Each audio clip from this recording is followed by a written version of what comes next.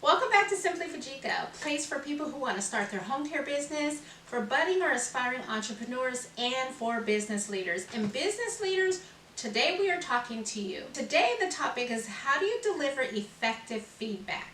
Part of being an effective leader is delivering feedback. Not only is it important to deliver feedback, to make sure that feedback is constructive so that it is a value add for the person you're speaking to. Remember, the purpose of this conversation is to build someone up and not tear them down. If delivered appropriately, both parties walk away from that conversation feeling better, and that person, most importantly, feels that you're on their side. I have developed 5 tips that's needed in order to deliver constructive feedback. Let's get started. The first tip is, if you can't think of a constructive purpose to give feedback, then why give it? If you don't see the value in the feedback that you're about to deliver, then how will the person receiving it feel? Again, if there's no value, there's no need to have the feedback. The second tip is to be concise when you're delivering the feedback. No beating around the bush, don't talk in generalities. When you're speaking to a person and you're delivering them feedback, they want to know specifically what they did and what was the impact as a result of what they did. I can remember earlier in my career, one of my managers pulling me aside to have a conversation. 30 minutes later, we had laughed, we had talked. I left the conversation feeling fine. A couple minutes later, I received an email with a recap of feedback that I was given during that conversation. I remember thinking, what just happened here? All we did was laugh and talk. So I say that to say, make sure that you're on the same page. And really, if you're giving someone feedback, let the conversation be about the situation and the feedback. There's no reason to bring up other things and cloud the conversations with niceties. Really get down to the point, be concise, and be direct. The third tip is, what was the impact of the behavior specifically? Now, this is really important to be objective versus subjective. You don't want to talk about how a person feels. You don't want to talk about how you feel. That's really up for discussion. That's really up for debate. And your feelings are going to differ from my feelings. That's why it's important to just know the facts of the situation. An example of an impact of behavior could be something as simple as, because you came into work today, that meant that we had to have someone cover your work and theirs. In that case, it's simple. Because of your behavior, there was a direct impact. The fourth step is really important.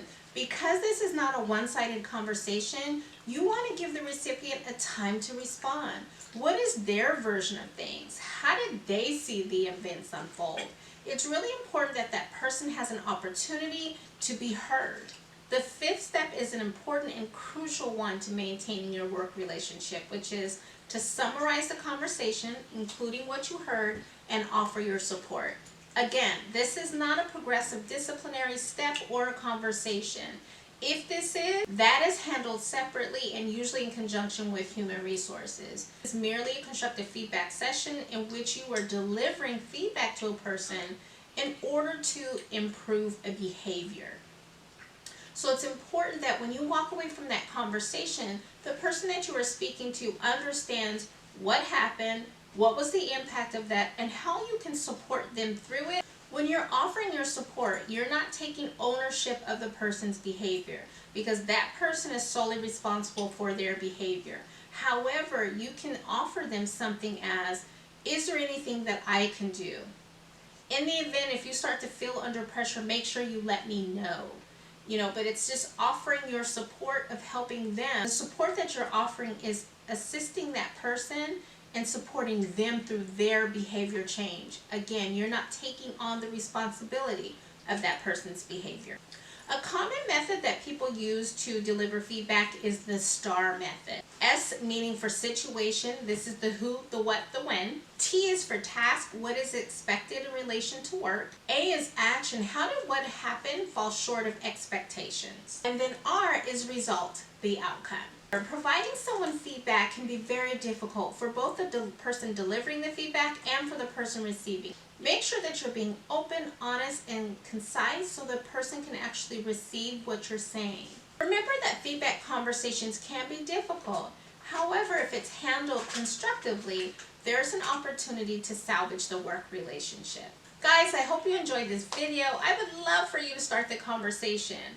What other tips do you have to give constructive feedback? Some of you may need a little bit more assistance in navigating the corporate environment, and that's why I'm here. Make sure you reach out to me at simplyfujica.com or reach out to me for Instagram for more information.